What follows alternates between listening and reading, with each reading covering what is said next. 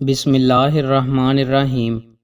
رسول اللہ صلی اللہ علیہ وآلہ وسلم نے ارشاد فرمایا، جس نے اپنی قربانی پر ثواب کی امید رکھتے ہوئے خوش دلی کے ساتھ قربانی کی، وہ جانور اس کے لیے جہنم سے رکاوٹ ہوگا۔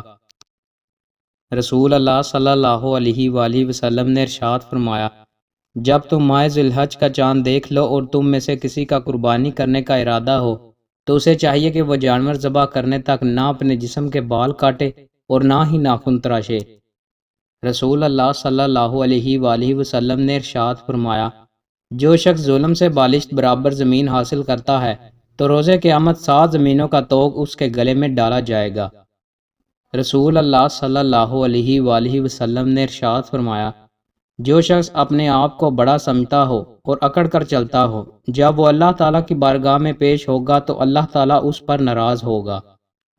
رسول اللہ صلی اللہ علیہ وآلہ وسلم نے ارشاد فرمایا، یہ دل زنگ آلود ہو جاتے ہیں جس طرح لوہا پانی لگنے سے زنگ آلود ہو جاتا ہے۔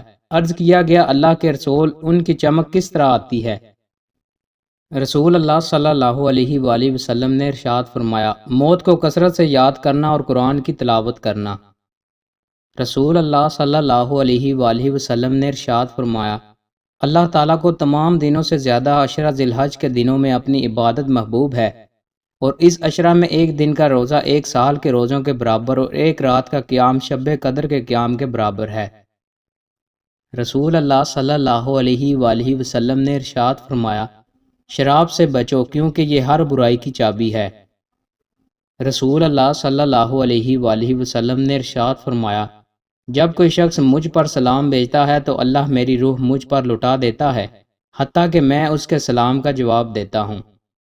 رسول اللہ صلی اللہ علیہ وآلہ وسلم نے ارشاد فرمایا، ان دنوں یعنی ذی الحج کے 10 دنوں سے بڑھ کر کوئی بھی دن ایسا نہیں کہ جس میں نیک عمل کرنا اللہ تعالیٰ کے نزدیک ان دنوں کے نیک عمل سے زیادہ پسندیدہ ہو۔